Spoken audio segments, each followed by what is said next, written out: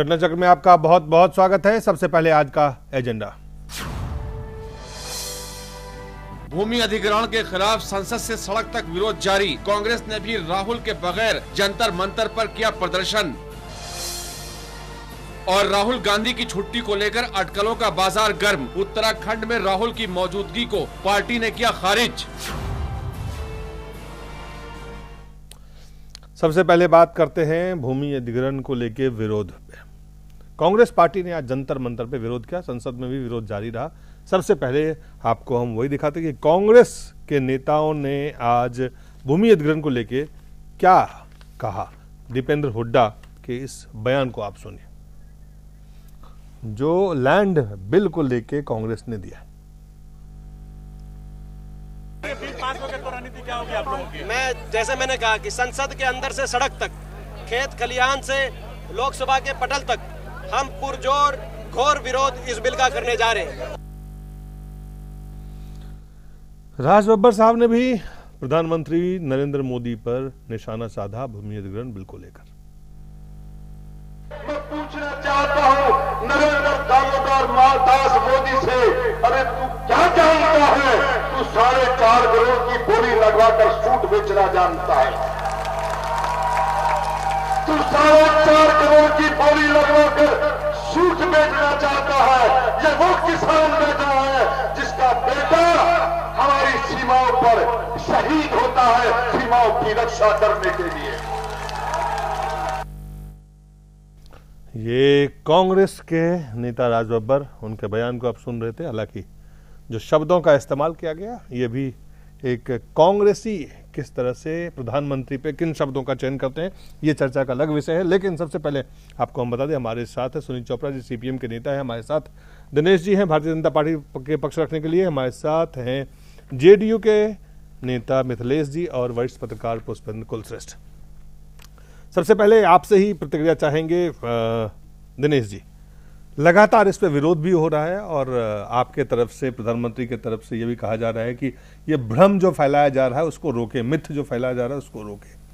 आखिर ये माजरा क्या है, क्यों ये स्थिति पैदा हो गई है कि बिल्कुल एक तरफ पूरा विपक्ष और सत्ता पक्ष के बीच में जो ये हालात हैं, ये तो अच्छे संकेत नहीं है। दिलीप जी, निश्चित तौर पर भ्रम फैलाने की स्थिति है।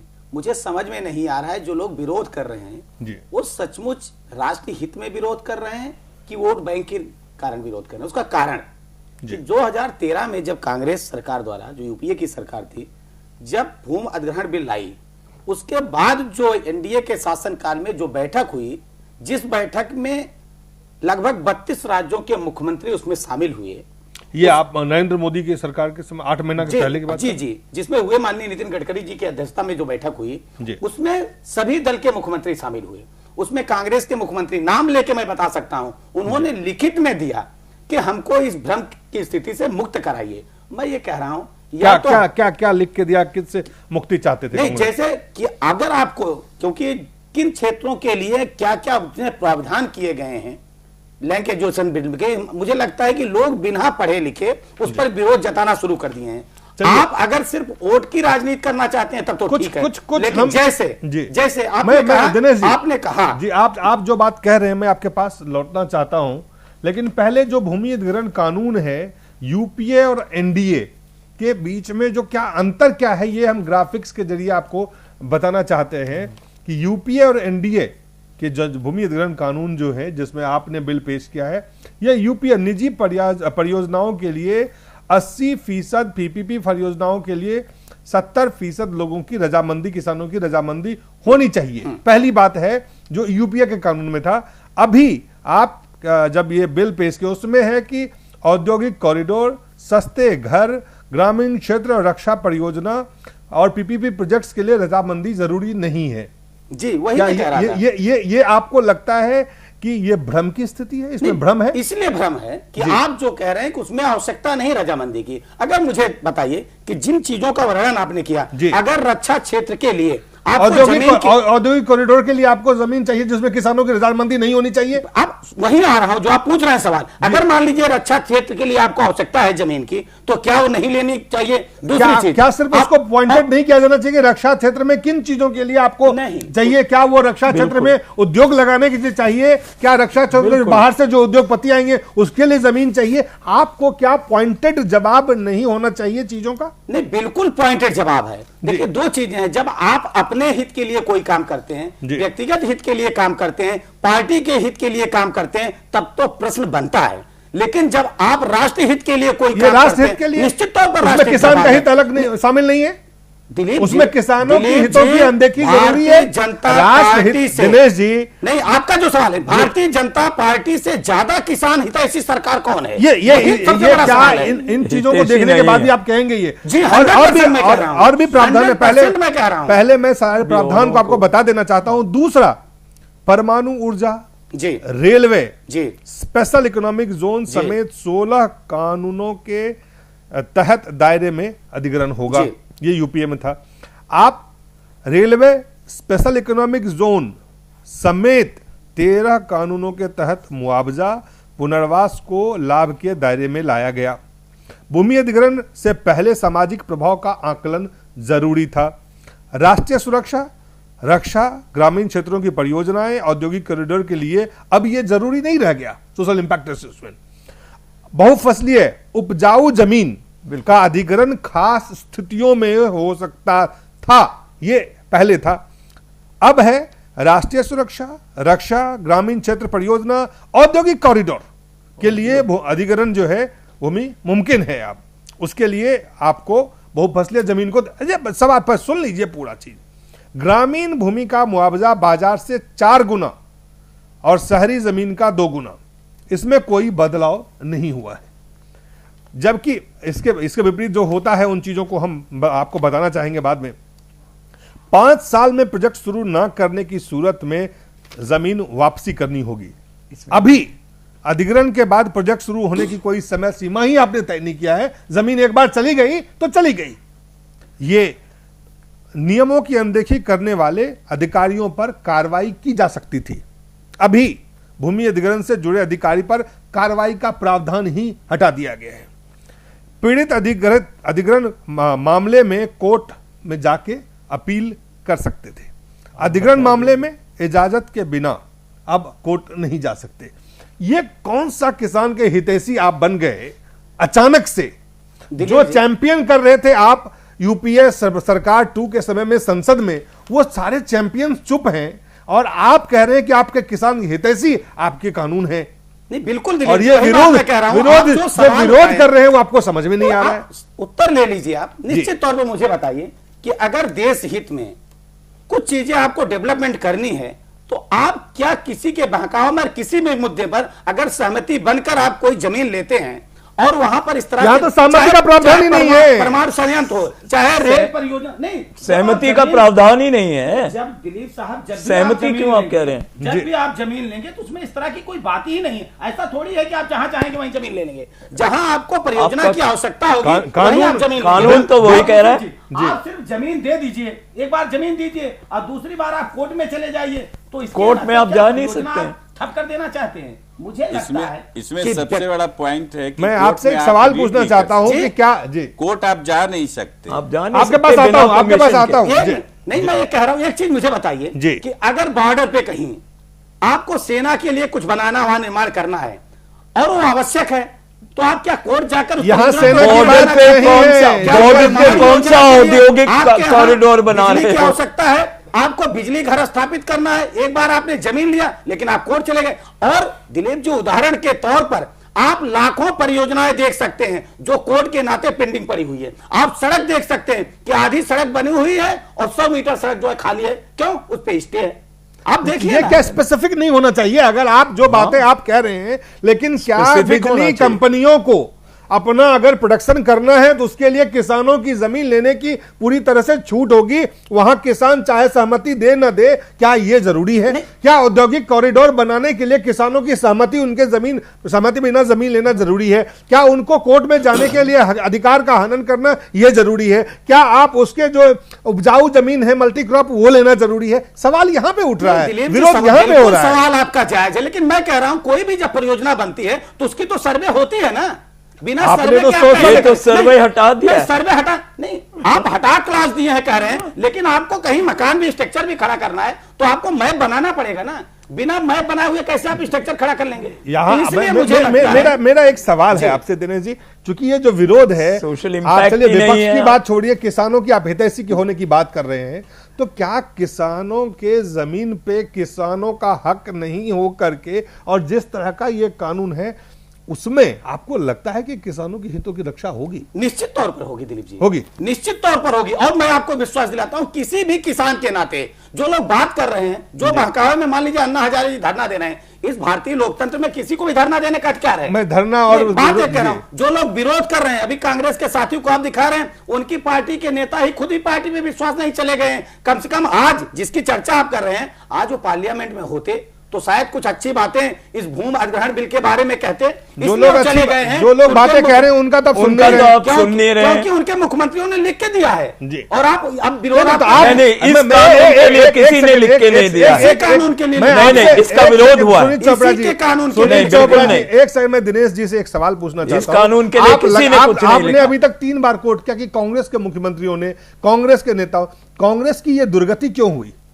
नहीं, अगर कांग्रेस दिनेश भाई दुर्गति हुई नहीं दिनेश भाई, वो दुर्गति हुई, उस पर आप पॉलिटिकल जवाब दे सकते हैं, लेकिन वर्तमान में जिस एनडीए का बड़ा परिवार है उसमें शिवसेना, अकाली दल और स्वाभिमानी शेतकारी ने भी विरोध किया है और अपोजिशन के साथ खड़े हैं। अब नहीं, मैं देखिए बहस के लिए बहस नहीं कह रहा। जैसे एक बात मुझे समझ में नहीं आ रही कि आप जमीन किसी आदिवासी की लेंगे, और हो सकता है वो बड़ा, क्योंकि आप ज्यादातर चीजों में जो मैं आपके आर्गुमेंट को समझ पा रहा हूं, राष्ट्रीय सुरक्षा, बार बार ये राष्ट्रीय सुरक्षा की बात कह रहे हैं, मैं समझता हूं। मुझे ये समझ नहीं आ रहा कि किसी आदिवासी की जब आप जमीन एक्वायर करेंगे और चाहे वो 70% करें, कोर्ट जाए, लेकिन उस आदिवासी को जहां आप ले जाकर बसाएंगे, उस आदिवासी को जमीन कंक्रीट के उसमें रहने की आदत नहीं है, उसका तो सब कुछ समाज जंगल है। आप उसको उठा के कहेंगे हम तुम्हें कनॉट प्लेस में कोठी दे रहे हैं, उसके लिए तो वो तो मरण का सवाल हो गया ना, सिर्फ मकान नहीं चाहिए उसका। एक चीज मैं ये कह रहा हूं कि इसका कोई क्लैरिटी नहीं है। ये जो बात आप सारी चीजों में बार बार राष्ट्रीय सुरक्षा का हवाला देकर के डरा रहे हैं,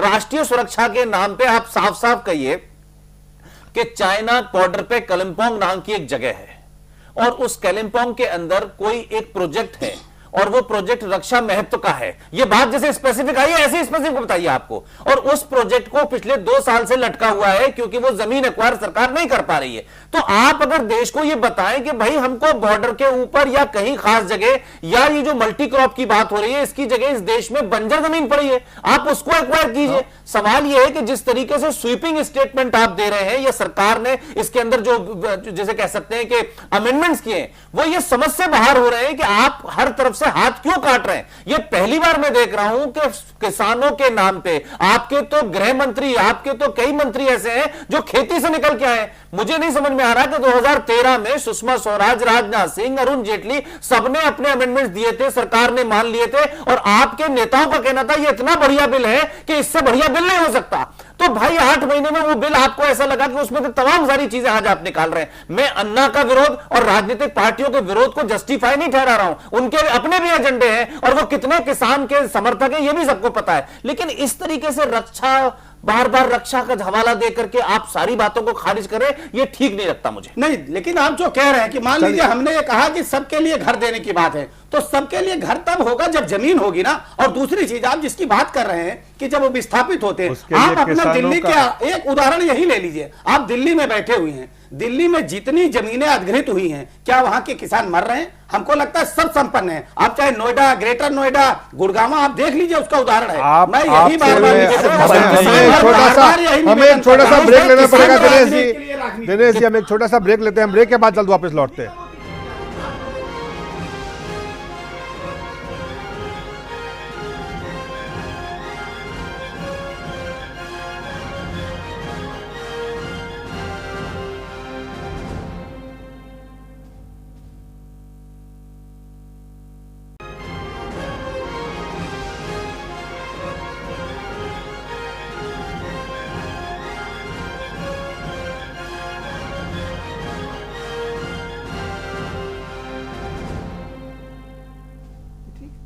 एक बार फिर से स्वागत है। हम चर्चा कर रहे हैं भूमि अधिग्रहण कानून को लेके जो विरोध हो रहा है और सरकार के पक्ष को, आप भारतीय जनता पार्टी के पक्ष को आप सुन रहे थे।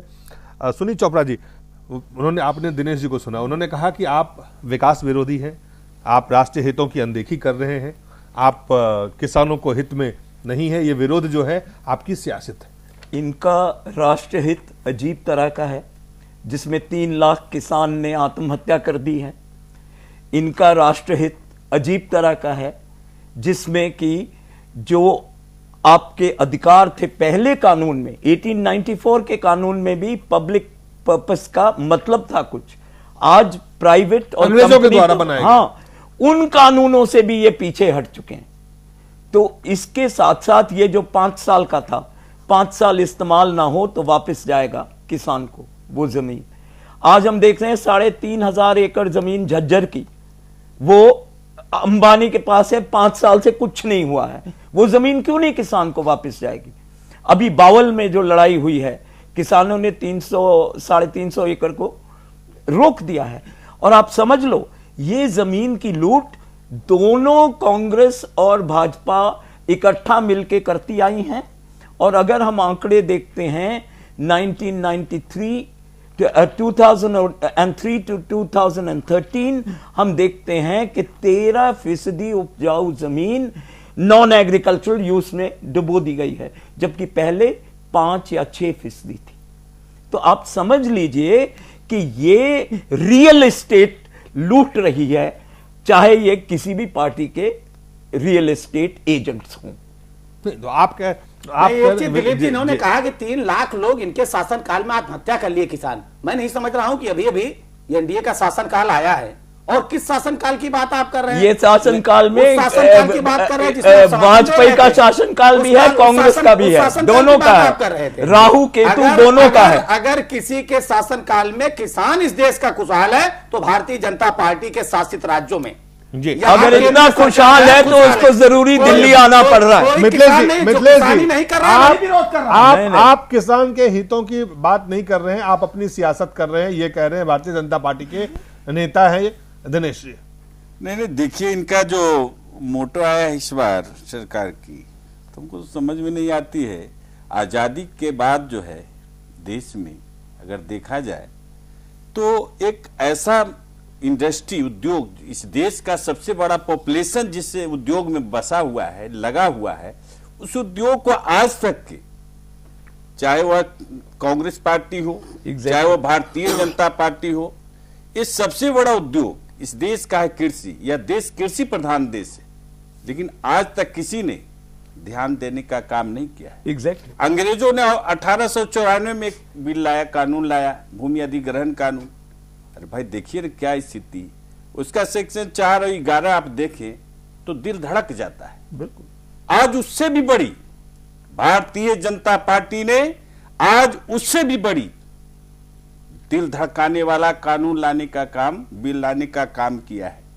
अरे भाई, आप कोर्ट भी नहीं जा सकते, आप कहीं जा नहीं सकते।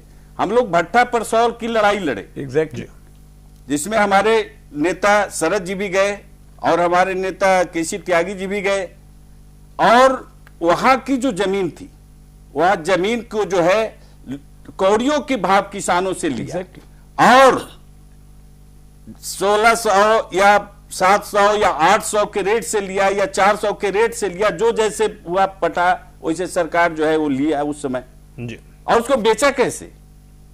ये मल्टीनेशनल कंपनी जो है उसको लोगों ने मुहैया किया, किस नाम आप से? कह रहे हैं कि कॉर्पोरेट के लिए काम कर रहे हैं, वो नहीं, कह रहे हैं कि आप विकास के विरोध में काम कर रहे हैं, किसानों को समझ में। जी, एक चीज मेरी समझ में नहीं आती, हर नेता से आप पूछिए तो या आप किसी जो भी है, व्यक्ति से वो पूछिए, जो तो जमीन- किसानों के बारे में बात जमीन करते दिया हैं गया, किस देश में किसानों के किसके लिए नाम कुछ से? नहीं हुआ। मैं किसी कहता हूं फॉर्म दूसरे खोलने पर के नाम आरोप से। प्रत्यारोप का दौर खत्म पहले कीजिए। आप किसानों बोले- का विकास कैसे पहले होगा? पूरा किसानों होने का दीजिए। विकास होगा जब बिजली तो होगी, कृषि किसानों का फॉर्म के विकास नाम से होगा लिया जब गया। खाद मिलेगी। आज खाद उस मिली पर नहीं, बड़ी कल बड़ी खाद है नहीं, मल्टीनेशनल बिजली कंपनी है ही जो नहीं, है, बिजली स्टेशन है ही बहुमंजिला नहीं, इमारत एक बना राज्य में करके आपकी सरकार है और वहां किसानों आपने को कौन सा जमीन किसानों जो का भला है कर दिया? दोहन किया गया। चलिए, तो इस एक छोटा सा टाइप की ब्रेक जो लेना उन्होंने- पड़ेगा हमें मिथिलेश जी, ब्रेक के बाद जल्द वापस लौटते हैं। थार डेजर्ट में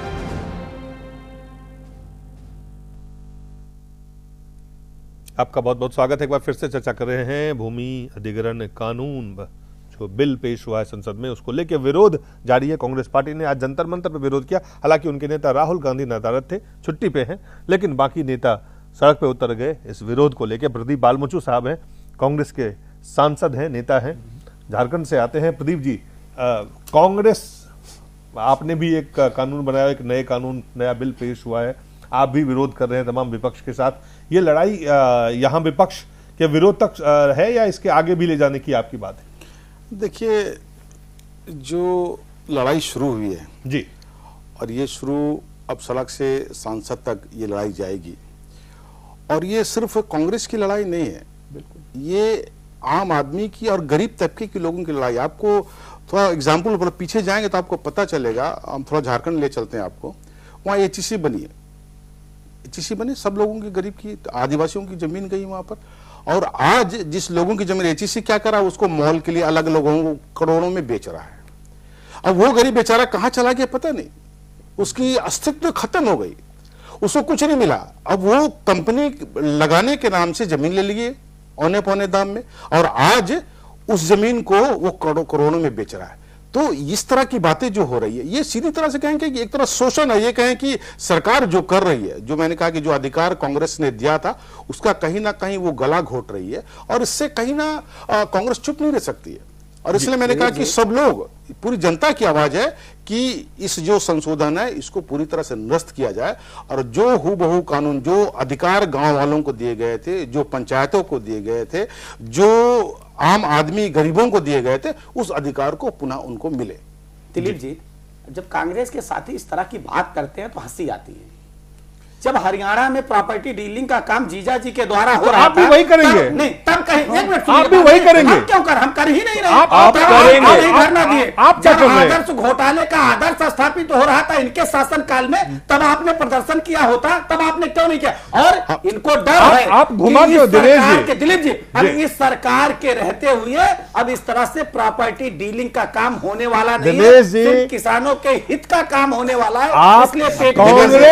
इसलिए कांग्रेस ने पाप किया तो उनकी हालत क्या हो गई आजादी से लेके अब तक, कि ऐसी दुर्गति शायद कांग्रेस की कभी सोची नहीं होगी। इसीलिए तो मैं कह रहा हूं, क्या आप उसी रास्ते पे जाना चाहते हैं? उसी रास्ते पे जा रहे हैं, दिल्ली के इलेक्शन यही बताते हैं, उसी रास्ते पे जा रहे हैं। कोई व्यक्तिगत हित नहीं है, हम व्यक्तिगत हित के काम के लिए काम नहीं कर रहे हैं। हम जो है किसी रिश्तेदार को फायदा पहुंचाने के लिए काम नहीं कर रहे हैं, थोड़ा सा इंटरेक्ट करेंगे, राष्ट्र हित के लिए काम कर रहे हैं। अच्छी बात है भाई, राष्ट्र हित में काम करें, अच्छी बात है, हम लोग उसमें बहुत ज्यादा आरोप नहीं लगा रहे। ठीक है, आपने कहा कि ऐसी बात है, हमको लगता है ये सिर्फ आरोप लगे, अभी जांच चल रही है, अभी प्रूफ नहीं हुआ। अभी हम सिर्फ बताएं आपको, थोड़ी सी जो सरकार बनी है, बड़ी बड़े लोगों को आपने सपने दिखाए हैं, उसमें एक दो उदाहरण सिर्फ हम आपको दे दें, आपको पता चले कि सरकार की मंशा क्या है।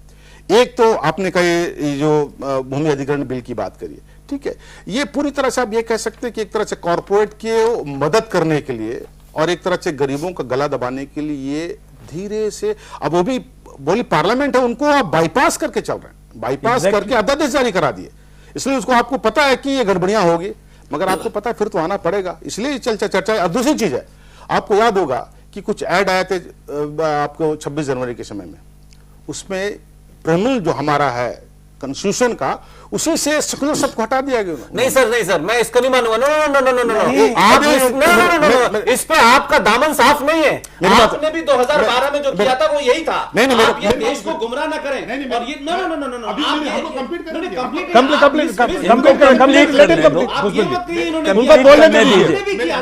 ये कहिए क्या कहते हैं, और आपके पूरी बात हमने तो 50 साल आज किया है, बहुत सारी गलतियां की होगी। आप इसको सेकुलरिज्म का ठेका मत लीजिए, आप भी कर चुके हैं। और देखिए, हमने ये इशू बताया, मैंने कहा कि ये जो हट गए, भूमि अधिग्रहण हटा दिया, नहीं ये दोनों बता रहे ना, ये दोनों इशू थे, ये थोड़ा नाराज हो रहा है, ऐसी बात है, ठीक है, नहीं जरूर रखिए बात, तो मेरी बात सुने। हमने कहा कि इस दोनों उदाहरण से आपको पता चलेगा कि सरकार की आखिर मंशा क्या है, कहां जाना चाहती है। मेरा ये इतना सिर्फ कहना था। ये जो दो उदाहरण सामने आए अभी, इससे पता चलता है आपको, आप समझ में आ जाएगा कि ये जो इतना बड़ा बात सिंह साहब भाई बहुत बोल रहे थे, हमारी सरकार ऐसा करती है, वैसा करती है, ऐसा नहीं करेगी, वैसा नहीं करेगी, वो देखिएगा ये दो चीजें जो हुई है, इससे पता चलता है कि सरकार की मंशा साफ नहीं है। मेरा जो सवाल था, भूमि अधिग्रहण बिल पे जो विरोध है, ये विरोध संसद से सड़क तक है और सरकार के पास में कई विकल्प है। जो संकेत आ रहे हैं कि दोनों सदनों की संयुक्त बैठक बुला करके भी सरकार इस बिल को पास नहीं करा पाएगी। यही अगर सोच थी तो इसको अध्यादेश लाने की क्या आवश्यकता थी? उसी समय बात कर लेना चाहिए, उसके बाद बिल लाना चाहिए, क्या बड़ी थी?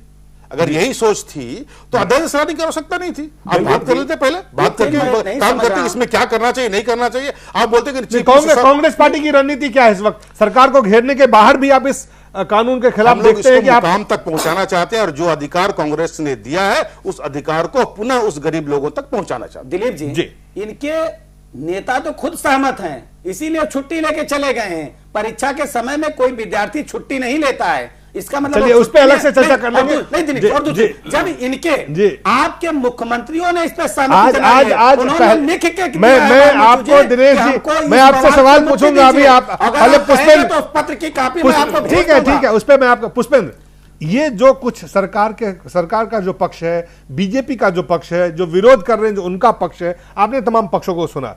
कुल मिलाकर के आपको लगता है कि ये जो कानून है इसके बिना देश में विकास नहीं हो सकता है और विकास के लिए किसानों के जो हक है, अधिकार है, उसको इतना तक इस कानून की जरूरत है विकास के लिए? देखिए, ये कहना कि अगर ऐसा नहीं होगा तो विकास नहीं होगा, तो ये देश 65-67 साल से ऐसे नहीं चल रहा था और विकास अपनी अपनी जगह हुआ है। विकास की परिभाषा अगर गुजरात तक सीमित है तो फिर मैं समझता हूं कि इस पे बहस करना बेकार है। लेकिन जो कुछ कुछ बातें कह रहे हैं हमारे मित्र जो कांग्रेस बीजेपी के हैं, मुझे एक बात समझ में नहीं आ रही। आप राष्ट्रीय हित को जो है वो इतना स्पिन दे रहे हैं, लगता है कि पूरे देश के अंदर जितना भी उद्योग है वो राष्ट्रीय हित का मामला है। एक राष्ट्रीय हित भी मैं बात आपको एग्जाम्पल देता हूं, मुझे ये राष्ट्रीय हित समझ में नहीं आया। आपने पाकिस्तान से बातचीत करी, उनको बुलाया और उसके बाद में फॉरेन सेक्रेटरी लेवल की बातचीत होने वाली थी। कश्मीर से कुछ हुर्रियत के लोग आके पाकिस्तान हाई कमिश्नर से मिले, आपने बातचीत कैंसिल कर दी कि ये तो कोई इसमें आपको मना किया था मिलने के लिए, आप क्यों मिले? फिर आपकी इस राष्ट्रीय हित को समझ में आया, देश में बड़ा जज्बा फैल गया कि देखिए साहब, मोदी ने 2 मिनट के अंदर फैसला कर दिया, पाकिस्तान को उसकी औकात दिखा दी। लेकिन आपका राष्ट्रीय हित तब कहां चला गया जब आप पीडीपी के साथ सरकार बना रहे थे और पीडीपी जैसी एक रीजनल पार्टी ने यह कहा कि आपको पाकिस्तान से भी बात करनी होगी, आपको हुर्रियत से भी बात करनी होगी। तो ये राष्ट्रीय हित जो है, जो आप बदलता रहता है, जमीन को घेरने में, जमीन को कब्जा करने में राष्ट्रीय हित का जो बार बार आप संदर्भ दे रहे हैं, ये मुझे समझ नहीं आया।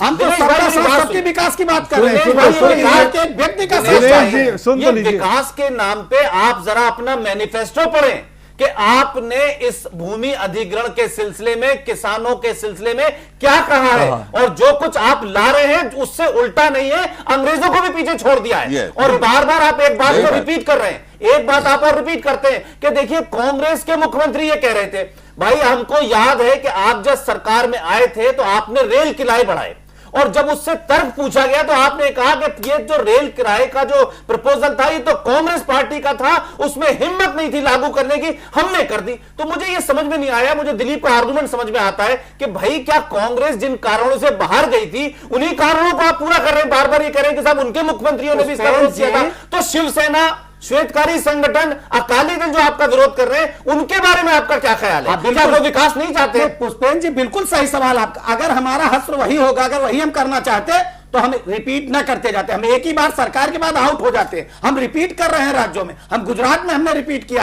इसके बाद रिपीट कीजिएगा। इस ऑर्डिनेंस को नहीं लाए थे तब तक, आप चुनाव से पहले ऑर्डिनेंस की नहीं लाए थे मेरे भाई। और दिलीप आप देखिए कि आपने पीडीपी का साथ क्यों लिया? निश्चित तौर पे नहीं, मैं पीडीपी के साथ की बात नहीं कर रहा हूँ दिनेश भाई, के साथ जाना। नो दिनेश भाई, यू डोंट स्पिन। मैंने ये नहीं कहा साथ नहीं लिया, मैं ये कह रहा हूं कि एक पीडीपी के साथ सरकार बनाने के लिए आपका आज राष्ट्रीय हित कहां चला गया? कॉम्प्रोमाइज पाकिस्तान से भी बात कर रहे हैं, आज आप हुर्रियत से भी बात कर रहे हैं। मैं ये कह रहा हूं, आप स्पिन मत किए, आप पीडीपी के साथ बनाइए, आप हुर्रियत के साथ बनाइए, लेकिन देश को राष्ट्रीय हित और राष्ट्रीय सुरक्षा का बार बार हवाला दे करके वो तमाम बातें मत डालिए जिसका कोई लेना देना नहीं है। पुष्पेंद्र जी, जिस गति से हमारी सरकार विकास करना चाहती है, आप देखिएगा इस देश में सबसे ज्यादा ना तो संसाधन है, ना तो लोगों को रोजगार। आप रोजगार कैसे देंगे? देखिए मेरे चर्चा आपके 9 महीने गुजरात में बनाइए, महाराष्ट्र में बनाइए। दिनेश पलायन करके, पुष्पेंद्र जी आप पलायन करके लोग कहाँ जा रहे हैं? दिनेश भाई, मैं कह रहा हूँ आप ये कह रहे हैं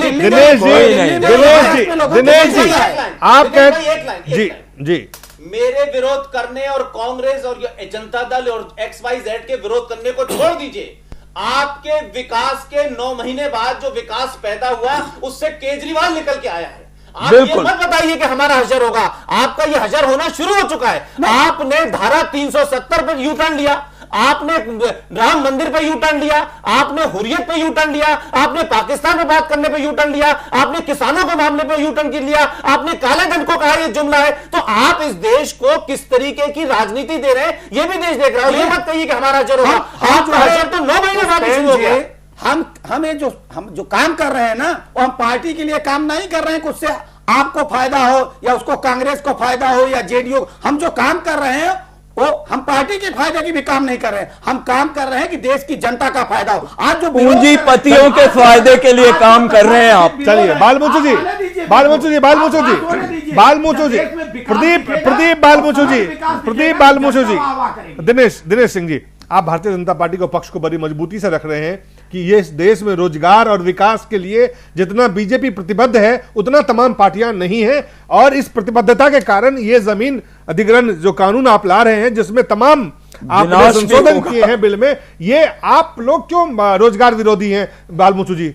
ये तो उनके विकास विरोधी हैं आप।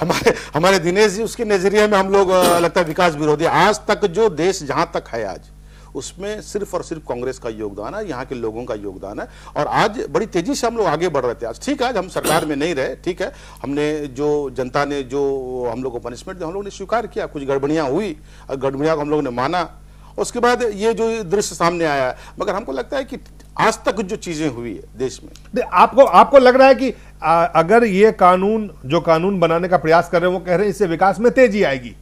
मैं इसको नहीं मानता, पूरी तरह से नहीं मानता। बर्बादी देखिए, जहां से मैंने कहा एक उदाहरण मैंने पहले दिया, आज बता दिए, मैंने कहा एचईसी का उदाहरण बताइए कहां से विकास हो गया, कहां लोग चले गए। अगर आपको विकास करना है सिर्फ जमीन लेने से विकास नहीं हो सकता ना जी। अब सिर्फ जमीन लेने बोलेंगे, जमीन हमको चाहिए। जो एक तर्क दिया जा रहा है, भारतीय जनता पार्टी के जो प्रवक्ता हैं, यहाँ पे नेता हैं, वो कह रहे हैं कि आप देखिए, चाहे सड़क बनाने हो, चाहे रक्षा के क्षेत्र में हो, चाहे सुरक्षा के क्षेत्र में हो, चाहे ग्रामीण इंफ्रास्ट्रक्चर के क्षेत्र में हो, तो इन चीजों के लिए बिना जमीन ये काम नहीं हो पाता है। और इसलिए ये जरूरी है कि हम एक ऐसा कानून बनाए जिससे बिना किसी संकट से हम जमीन को अधिग्रहण कर पाए। नहीं तो अधिग्रहण कर लेंगे, अब जो गरीब आदमी जो जिसका जमीन है उसका गला घोट दे, ये तो कतई संभव नहीं है ना। भूख से मर जाएगा, नौकरी तो आप दे नहीं रहे, उसका आप गला नहीं दबा सकते हैं। और इसलिए हम लोगों ने पूरा सुन तो लीजिए प्रदीप जी की। हाँ, इसलिए मैंने कहा कि वैसे लोगों के लिए बनाया गया था जो सचमुच में जो गरीब है, जिसकी जमीन जा रही है, कोई पूछता नहीं है। आज आप सरकारी रेट पे आप जमीन देने के बाद में आप उसका गलत उपयोग करते हैं। मैंने कहा बहुत से उदाहरण है। और अभी आप फिर से कह रहे हैं, मैंने कहा कि पूरी तरह से सरकार पूंजीपतियों के एजेंट के रूप में काम कर रही है। और ये हमारा कहना नहीं है, पूरा देश कह रहा है, पूरा देश कह रहा है। एक मिनट, जो एक मिनट, वो कह रहे हैं जो सवाल इन्होंने कहा कि आप रोजगार के बारे में चिंतित नहीं है, आप विकास के बारे में चिंतित नहीं है, आप कुछ पूंजीपतियों के उनके लिए आप चिंतित हैं। ये चिंताएं जो हैं आपकी, ये देश हित में नहीं, किसान हित में नहीं, पूंजीपतियों के हित में है, यह आरोप लगा रहे हैं। हाँ, वही मैं इन्होंने कहा कि जो विकास हुआ हो कांग्रेस के नाते विकास हुआ है। आपके साथ वो देश जो पीछे चल रहे थे, आज वो आपसे आगे निकल गए। आप कह रहे हैं कि देश में जो विकास है वो कांग्रेस के नाते, देश में जो विनाश हुआ है वो कांग्रेस के नाते। कुछ मुट्ठी भर लोगों का विकास हुआ है जो आप अंगली उठा रहे हैं। आपके नेताओं का विकास हुआ है, घोटालों का विकास हुआ है, भ्रष्टाचार का विकास हुआ है। आप एक एक परतें खुल रही है। मंत्री के पास फाइल पहुंचने से पहले कंपनियों के बॉस के पास फाइल देश का विकास है। तो फिर उन कंपनियों के लिए दरवाजा क्यों खोल रहे हैं? एक चीज और मैं कहना चाहता हूं कि हम सब भी कि राजनीतिक कार्यकर्ता से पहले हम भी किसान के बेटे हैं। मान लीजिए एक मिनट के लिए आप कह रहे हैं कि हमारे मनसा में कहीं संदेह है। एक ब्रह्मा की नींव तो हो नहीं जा रही है। अगर आपको लगेगा भविष्य में हम चर्चा से भागते हैं क्या पार्लियामेंट में? आप पूरे 10 साल तक चर्चा से, महंगाई की चर्चा से भागे थे। पहले सत्र में आपने महंगाई पर चर्चा की बात की, हम स्वीकार किए। हम जब भी आप चर्चा करने के लिए हम तैयार हैं। सवाल चर्चा का नहीं है। चलिए चर्चा करनी थी तो अध्यादेश किस लिए है? बिल्कुल कम शब्दों में ये सवाल है। दिनेश जी अध्यादेश किस लिए? चर्चा कीजिए। चर्चा विषम परिस्थितियों में अध्यादेश दिनेश जी चर्चा की जो बात की ना, मैंने पहले कहा अध्यादेश, फिर ये जो बाईपास करने की बात है पार्लियामेंट, ये बड़ी बड़ी संस्था है। आपको यहाँ पर सब लोगों का विश्वास है, पूरे देश लोगों का, देशवासियों का विश्वास है, तो इसको आप बाईपास नहीं करना चाहिए। आप बाईपास करके चलेगा अध्यादेश लाए, अब अध्यादेश लाने के बाद आप पीछे डोर से आप चाहते हैं कि इसको पास करा लिया जाए। तो अगर आप में ईमानदारी होती तो पहले ईमानदारी से बात होती, चर्चा होता, उसके बाद पास होता जी। आप अध्यादेश लाए, इसका मतलब कहीं ना कहीं दाल में काला है। पुष्पन बहुत काला है। नहीं, जितना आपको क्या लगता है ये जो विरोध है और जो पक्ष में रख रहे हैं, एक सेकंड में काला था। दिनेश जी मैं आप जो तर्क जितने जोरदार तरीके से दिनेश जी अपने पक्ष को रख रहे हैं, क्या ये इस कानून में उतनी जोरदार हित किसानों का है क्या? देखिए, ये तो बात बिल्कुल साबित हो चुकी है कि जो पॉइंट्स निकल के आए हैं और जो अध्यादेश पुराने बिल और आज के अध्यादेश में देखें तो उसमें बहुत सारी चीजें, हम किसान के बेटे नहीं हैं, हम पत्रकार की हैसियत में चीजों को देख रहे हैं तो हमको समझ में नहीं आ रही हैं कि इसकी क्या तर्क है। लेकिन मेरा एक सवाल विपक्ष से भी है और सत्ता पक्ष से भी है जी। ये जितने सत्ता पक्ष के लोग हैं ये तमाम सारी बातें कर रहे हैं। कल प्रधानमंत्री ने भी ये कहा कि ये जो विपक्ष का जो मिथ है इसको तोड़ने के लिए आप लोग तैयार हो जाइए, हम पीछे नहीं हटेंगे। मेरा सवाल खासतौर से कांग्रेस पार्टी से है। कांग्रेस पार्टी को कुछ बैठे हुए लोग जंतर मंतर पे मिल गए हैं, इसलिए वहां इनके नेता और अहमद पटेल जैसे नेता जो कभी धूप में नहीं निकलते थे वो भी बोलने जा रहे हैं। मेरा सवाल यह है कि जितने मजबूत तर्क कांग्रेस के लोग सड़क के बाहर रख रहे हैं, इस पे चर्चा कराएं, चर्चा करके एक्सपोज करें, पूरा देश उस डिबेट को देखेगा, हर बात भी बोलेगा और फिर ये अपने तर्क रखेंगे कि हाँ ये किस। अब हो क्या रहा है कि इधर से जो बात कही जा रही है और सत्ता पक्ष से कही जा रही है उसमें आम आदमी को ये समझ में नहीं आ रहा, क्योंकि हर आदमी के पास वो ऑर्डिनेंस नहीं है जो भी कुछ। एक बात, दूसरी बात मैं एक घटना से जोड़ना चाहता हूं राष्ट्रहित की बात पे। अभी आपने ओबामा के साथ न्यूक्लियर डील में वो जो क्लॉज क्या किया है उसको आप राष्ट्रहित की बात को राष्ट्र को नहीं बता पा रहे, एक बात। दूसरी बात आज मुझे एक और लगती है, ये मेरा अपना ऑब्जर्वेशन है, हो सकता है गलत हो दिलीप, आज सुबह से पूरे दिन से सारे टेलीविजनों पे लगातार डिबेट इस भूमि अधिग्रहण को लेकर चल रही है। सरकार दबाव में है, ये हम सब जानते हैं कि लगातार ये जमीन अधिग्रहण की बात जो हो रही है ये कॉर्पोरेट हाउसेस के लिए हो रही है। और अगर हम उससे 2 कदम आगे चले जाएं तो भारत के जितने कॉर्पोरेट हाउसेस हैं ये मुझे मल्टीनेशनल कंपनीज के लोकल एजेंट लगते हैं। अगर आप देखें कि आज किस तरीके से जब दिल्ली के अंदर यह हंगामा हो रहा था और मीडिया इसको छाया हुआ था, यकायक यूनाइटेड स्टेट से खबर आती है कि यूएस प्रेसिडेंट बराक ओबामा ने आज यूएनओ के अंदर भारत की सिक्योरिटी काउंसिल की परमानेंट सीट के लिए आवेदन कर दिया और केजरीवाल ने मुफ्त बिजली, मुफ्त पानी और बिजली का ऐलान कर दिया। ये कह रहा हूं कि क्या ये एक यहां से पूरा लाइन है कि इस वक्त भारत के मीडिया को डायरेक्ट करके कहीं मेन मैं आपके पास लौटा हूं मिथिलेश जी, देखिए स्पेसिफिक होके अगर आप ये बताएं कि क्या जो चीजें हैं जिसके विरोध में, जिसपे जेडीयू किसी भी तरह से किसी भी हद तक जाके लड़ेगी और कॉम्प्रोमाइज नहीं करेगी। नहीं, हम लोग तो इसके लिए पूरी कमर कस करके और मैदान में उतरे हैं, बिल्कुल, इसलिए कि हम लोग की जो स्थिति है, जो अब तक के जो सरकार की जो स्थितियां रही है, चाहे कांग्रेस का हो या भारतीय जनता पार्टी का हो जी, ये किसान हित का नहीं है। चलिए, आज कांग्रेस पार्टी का विरोध प्रदर्शन जंतर मंतर पे था, कांग्रेस पार्टी तक सीमित रही। क्या आने वाले समय में प्रदीप जी जो तमाम और विपक्षी दल हैं उनको आप साथ लेकर लड़ेंगे? चाहते हैं कि सब लोगों, जितने राजनीतिक पार्टियां वो सबको हम लोग साथ लेना चाहते हैं और साथ ही सिर्फ ये पार्टियों की नहीं, जनता की लड़ाई होनी चाहिए। और हमको लगता है ये जनता, देखिए अब ठीक ही भाई साहब ने कहा कि आप जो चुनाव को देखते हैं जीत बता रहे हैं, अब ये जो शुरू हुआ, आपने जो काम किया, पहले आप काम करिएगा तब तो गलती करिएगा, पता चलेगा क्या क्या आपकी नीयत है, अब धीरे धीरे पता चलेगा आपको कि आप कहां हैं। इसलिए मैंने कहा कि ये जो लड़ाई है इसको हम लोग पूरी जनता के साथ में, इसके बीजेपी के खिलाफ में लड़ना चाहते हैं, सरकार के खिलाफ में लड़ना चाहते हैं। दिलीप जी, ये जो आप ही के पास आ रहा हूं, जोड़ दूं, नहीं, आप सारे पार्टियों को साथ लीजिए, लेकिन सबसे पहले निवेदन है कि आप अपनी पार्टी को साथ ले लीजिए। आपके नेता ही लापता, पहले उनको बुला लीजिए, फिर दूसरी पार्टी के लोग। नेता की चिंता नहीं करिए ना, बिल्कुल हमको हम लोग को संभालिए, उसके बाद नेता को संभालिएगा। चिंता आपको लगता है दिनेश जी, अगर हमारे पास समय कम है, दिलीप भाई, जो सुमित जी से पूछ रहा हूं उसे एक सवाल जरूर करिएगा। सुमित जी, ये जो आज बवाल कांग्रेस कर रही है कि साहब तमाम देश बेचा जा रहा है मल्टीनेशनल, क्या इसकी शुरुआत इस कांग्रेस पार्टी ने नहीं की थी?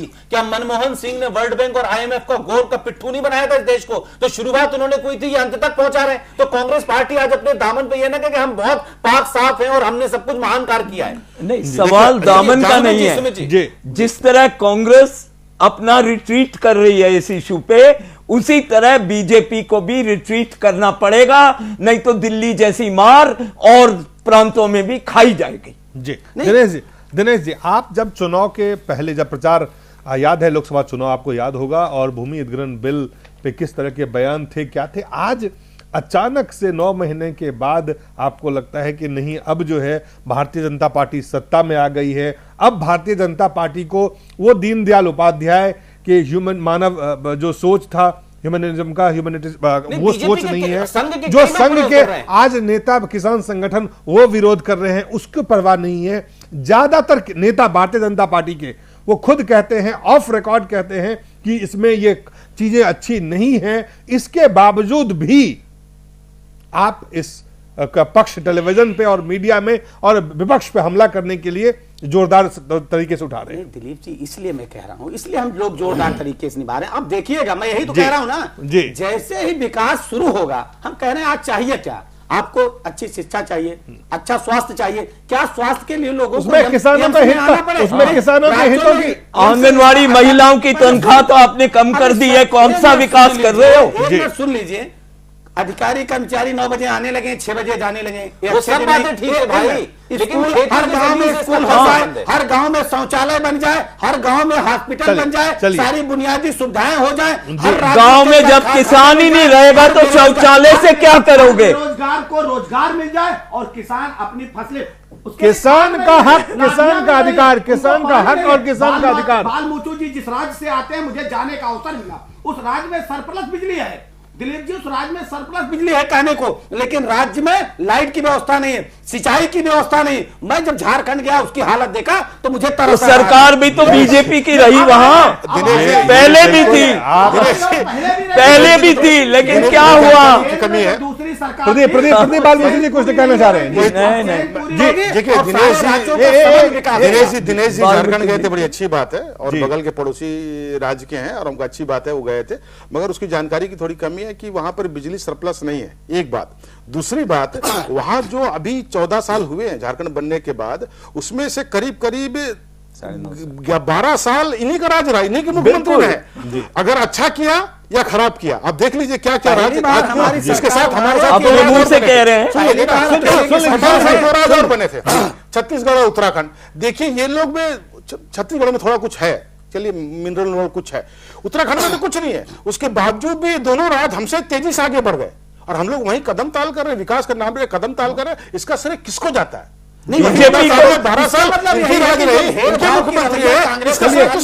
श्रेय बाद में ले लीजिएगा सवाल। लेकिन ऐसी स्थिति में बालमूचू जी, सवाल यह है कि राहुल गांधी क्यों नहीं है, कहां चले गए हैं, किस जगह पे छुट्टी पे है, उस पे बवाल मचा हुआ है। एक नेता आपके आके कहते हैं उत्तराखंड में है, दूसरा नेता कहते हैं कि नहीं वो ये उनको पता नहीं है, वो कांग्रेस का कोई नेता नहीं है। ये जो बवाल, ये जो सवाल उठ रहे हैं इस समय, जब इतना बड़ा प्रश्न किसानों के हित को लेके आप लोग इतने गंभीरता से बात कर रहे हैं, आप आंदोलन कर रहे हैं, आप जंतर मंतर में बैठे हुए हैं, नेताजी गायब है। देखिए जी, मेरा कहने का मतलब कि अभी नेताजी गायब है, आप कह रहे हैं कि यहां सब लोग आंदोलन से आपको मतलब है कि नेता से मतलब? अगर नेता से मतलब है तो इसका मतलब कि राहुल जी हमारे नेता ऐसे मजबूत नेता है कि उसकी अनुपस्थिति आपको लग रही है कि कहीं ना कहीं बिल्कुल चल रही है। इसलिए मैंने कहा कि आज ये पार्टी की बात है, सिर्फ व्यक्ति की बात नहीं है, सब पार्टी के लोग, सोनिया जी भी आज हमारे राष्ट्रीय अध्यक्ष है, वो भी वहां गई और सब लोग उस आंदोलन को कोशिश कर रहे हैं कि जनता का आंदोलन बने। आप प्रयास करते हैं जी, तो आपको लगता है कि राहुल जी के नहीं रहने से कोई फर्क नहीं? इस समय ऐसे मुद्दे पे अगर वो नहीं है तब भी चलेगा? गंभीरता, कांग्रेस पार्टी गंभीरता। देखिए, जब बहुत ज्यादा आदमी काम करता ना, कभी कभी कुछ रेस्ट लेने की आवश्यकता पता चल जाए देश को आपके चैनल के माध्यम से, पूछ लीजिए कहाँ है। ये बालमूचू जी शायद नहीं, उनको जानकारी नहीं है कि वो थक गए हैं, वो परेशान हैं, या वो चिंतन करना चाहते हैं, वो सोचा तो उसमें उनका मामला है, माँ बेटे वो इनकी पार्टी का मामला है। लेकिन मेरा सवाल ये, राहुल गांधी को पहली बार एक ऐसा मौका मिलने जा रहा था इस सरकार, क्योंकि भट्टा परसौल का जो पूरा नौटंकी हुई थी उसमें राहुल गांधी सबसे आगे थे। ये पहला मौका था कि भारतीय जनता पार्टी को वो हेड ऑन ले सकते थे, उनके पास मुद्दा था, इस मुद्दे पर उन्होंने काम भी किया था। वो ऐसे में बाहर चले गए, वो भी कोई दुख की बात नहीं है। लेकिन इस 16वीं जो लोकसभा का सदन है, इसमें भाई जिस जगह से वो जीत के आए हैं उसके रिप्रेजेंटेशन का क्या होगा? वो छुट्टी ले ठीक है, लेकिन भाई 3-4 लाख लोगों की कोई जिम्मेदारी है उनकी कि नहीं है? या तो वो सोएंगे, या वो गायब रहेंगे, या वो कहेंगे कि इस देश में किसी को बोलने नहीं दिया जाता। जब बोलने का साम आया तो वो छुट्टी चले गए। कोई कह रहा है उत्तराखंड में, कोई कह रहा है हांगकांग में। ये आपका निजी मामला हो सकता है मां बेटे का, लेकिन वो चुने हुए एमपी हैं और उन्होंने शपथ ली है, इसलिए उनकी संवैधानिक जिम्मेदारी है होना। पुष्पिंदर जी ठीक है, ये मैं गलत उसकी मैं गलत कह रहा हूं क्या? आपकी नहीं, चिंता पार्लियामेंट को वाजिब जानकारी है। नहीं है, उनको जवाब देना चाहिए। भाई, लोगों को जानकारी होना चाहिए, आप कुछ उनकी ऐसा कंस्टिट्यूंसी की चिंता करें तो अच्छी बात है। मुझे लगता है कि राहुल जी भी चिंतित हैं, ऐसा नहीं है कि वो चिंतन करने ही गए हैं। उस दिन गए जिस दिन संसद का सत्र शुरू हो रहा है। अब आज शुरू हो रहा है ना, इसमें क्या चिंता करें? राहुल जी आएंगे, आंदोलन से जुड़े हुए हैं, ऐसा नहीं है कि आंदोलन से भागे रहेंगे। ठीक है, आप ये कह रहे हैं कि आने वाले समय में इस आंदोलन को आप तेज करने वाले हैं? निश्चित रूप से, बिल्कुल। और तमाम विपक्षी दलों को लेकर करेंगे सब लोग। मैंने कहा कौन-कौन सी पार्टियां इस वक्त तक आपको? सब विपक्ष के लोगों से बातचीत चल रही है, कोशिश हो रही है कि इन सब को लेकर हम लोग बड़ा आंदोलन खड़ा करेंगे, और ये जन आंदोलन खड़ा करेंगे, ना कि कोई पार्टी बेस पे। ये जन आंदोलन जेडीयू इसमें शामिल है मिथिलेश जी? मैंने बातचीत चल रही है, मिथिल से बात कर ले। जेडीयू अपने आप कर रहा है। किसान के मामले में जेडीयू तो एनी टाइम खड़ी है। अच्छा, कहां पे खड़ी है? अरे भाई हम लोग जो है नहीं, अब कहाँ पे बक्का खड़े हैं? परसोल इतनी बड़ी लड़ाई जो है हम लोग सरकार कांग्रेस के समर्थन से उन्होंने बनाया जी, जी। मुख्यमंत्री की कुर्सी बची आपकी। मुख्यमंत्री चलिए लेकिन सुनील चोपड़ा जी, आपको लगता है कि मोदी के खिलाफ एजेंडा मिल गया है? सुनील चोपड़ा जी, ये विपक्षी एकता, विपक्षी सियासत के लिए तो अच्छा है, लेकिन आपको लगता है कि आप जिस मेजोरिटी जो कई सारे आप इस जो तर्क, जो तथ्य जो दिनेश जी ने रखा कि क्यों वो पास करवाना चाहते हैं उन चीजों को, वो तो इसलिए पास करवाना चाहते हैं कि वो अमेरिका की बनाई हुई लाइन से हट नहीं सकते। उनकी तो मजबूरी है, हथकड़ियां पहन के वो चल रहे हैं।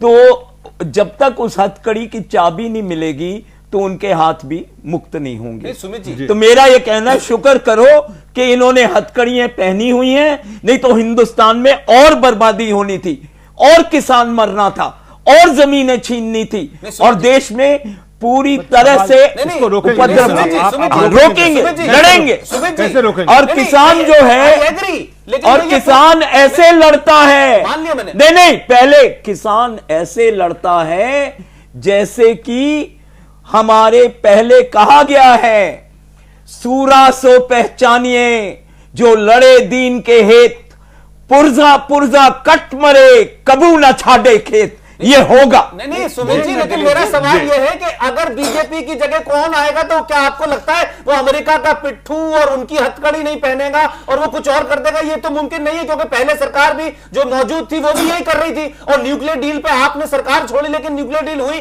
तो इस देश में कौन सा लग रहा है? क्या हमारा ये कहना है न्यूक्लियर डील भले हुई, हमारा ये कहना है, नहीं तो क्या होता था, राहु और केतु के बीच में दिल्ली रहती थी। आज दिल्ली में सरकार एक और तरह की आ गई है, और प्रांतों में भी आ गई। मेरा एक आखिरी सवाल है, आप जब भाषण देते हैं तो कहते हैं सरकार वो होती है जो गरीबों के हित की रक्षा करे, गरीबों के लिए सोचे, गरीबों की बात करे, गरीबों की के लिए ही सिर्फ काम करे। लेकिन जब किसानों की बारी आती है, गरीब किसानों की बारी आती है, तो इस तरह का कानून बनता है जहां पर कि उन तमाम प्रावधान जो उनके हक और हकूक की रक्षा कर सकता है उसको आप हटा देते हैं। दिलीप जी कहीं नहीं, यही मैं कह रहा हूं, भ्रम फैलाने की नहीं, मैंने आपको दिखा दिया, हम उसको जान गए जी। इसको जानने के बाद आप क्या कहते हैं? वही कह रहा हूं, माननीय प्रधानमंत्री जी ग्रामीण क्षेत्र से आते हैं, गरीब मजदूर के यहां से पलकर बड़े होकर प्रधानमंत्री बनते हैं। माननीय गृह मंत्री जी किसान परिवार से हैं, लेकिन कर क्या रहे हैं? कृषि मंत्री जी किसान परिवार से, इसलिए कर क्या रहे हैं? सवाल तो उठ रहे हैं, फिर सवाल क्यों उठ रहे हैं? ये मंत्री आपने जो कहा कि दिनेश जी फिर सवाल क्यों उठ रहे हैं? आप दूसरी तरफ ये कह रहे हैं, अगर आप मेरा एक आखिरी सवाल दिनेश जी, आखिरी सवाल जी। आप बालमूचू जी कह रहे हैं तो हम सबको एक करेंगे, आज उनके लिए एक नहीं है, जनता दल के लोग मजदार। आखिरी सवाल, आज तो भाजपा एक नहीं है, और का क्या कहेंगे? आखिरी सवाल, सिर्फ एक सवाल। आप कहते हैं आपके प्रधानमंत्री यहां से आते हैं, गृह मंत्री यहां से आते हैं, और फिर उन्हीं मुद्दों पे आपको विपक्ष का विरोध सहना पड़ रहा है, ऐसा क्यों? नहीं, यस, इसलिए इनके पास कुछ है ही नहीं। मैं बार बार कह रहा हूं ना, अगर सिर्फ विरोध सुदीप के लिए जी, विरोध आपके ठीक पास है, कुछ नहीं है, लेकिन आप ये लोग खाम सबसे खा बड़ा बिल है, ये सबसे ज्यादा फिर बीजेपी की चिंता क्यों होनी चाहिए? जी। बिल है, बीजेपी की चिंता नहीं होनी चाहिए, आगे बढ़ना चाहिए, बढ़िया। जब विकास होने लगे, दिल्ली की सरकार भी कुछ नहीं है इनके लिए। सत्ता पड़ गई, चलिए, डंडे का राज, आप आगे बढ़िए। पर प्रदीप जी, बालमुकुल, हम माफी चाहते हैं, हमारा समय खत्म हो गया है। आप सबका हमें धन्यवाद करना होगा। बहुत बहुत धन्यवाद आप सबका।